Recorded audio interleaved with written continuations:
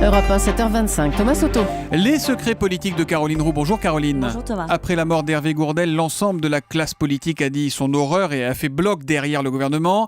Nous vivons là un des rares moments d'unité nationale. Mais au-delà de ce drame, en coulisses, il y a déjà une vraie colère qui monte de la part de l'opposition. Alors, on sent que l'exécution d'Hervé Gourdel radicalise les positions. Entendons-nous Thomas, la colère, elle ne porte pas sur le choix d'engager la France en Irak dans la lutte contre le terrorisme, pas même sur le lourd prix à payer. La colère, elle porte sur la façon dont la France fait face à ses ennemis de l'intérieur. Un député UMP s'énerve. La guerre, elle est chez nous, d'accord pour envoyer des avions en Irak, mais qu'est-ce qu'on fait des centaines d'islamistes radicalisés qui sont ici? Un élu parisien part dans une tirade pour m'expliquer que le projet de loi de lutte contre le terrorisme la semaine dernière, il a été voté, est tout simplement inadapté à la violence de la période que nous vivons. Beaucoup, en réalité, sont sous le choc et craignent les amalgames.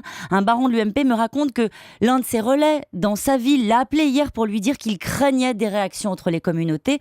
En fait, hors micro, Thomas, on sent de la colère, mais on sent aussi de la crainte. Alors hier, François Hollande a appelé la famille d'Hervé Gourdel, tout comme Nicolas Sarkozy d'ailleurs. Il sera en meeting ce soir, on l'a dit. Qu'est-ce qu'il va dire sur le sujet, Nicolas Sarkozy? Alors hier soir, il retravaillait son discours, voilà ce que m'a dit son entourage, mais l'ancien président, dans un moment comme celui-ci, ne peut que condamner la barbarie et appeler son camp et appeler sa famille politique, l'ensemble des Français, à faire bloc. Ce n'est sans doute pas ce soir qu'il va se singulariser.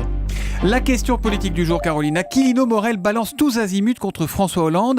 Est-ce que l'ancien conseiller du chef de l'État, qui était très proche, est une menace aujourd'hui pour son ex-ami? Mais écoutez, la dernière fois que je l'ai vu, Aquilino Morel, il a eu cette phrase. Je lui demandais s'il était une grenade dégoupillée et il a répondu « Non, je suis un missile nucléaire sur une rampe de lancement ».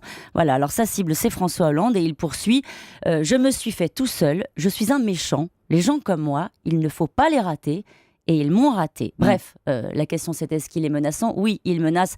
Aquilino Morel a été un témoin privilégié de un peu plus de 2 années de mandat de François Hollande. Il a vécu des moments très tendus, notamment comme l'affaire Cahuzac, des moments qu'il a vécu de l'intérieur. Il a été humilié et vous avez compris Thomas, il ne se taira pas. Après Valérie Trierweiler, le grand déballage n'est peut-être pas terminé pour François Hollande.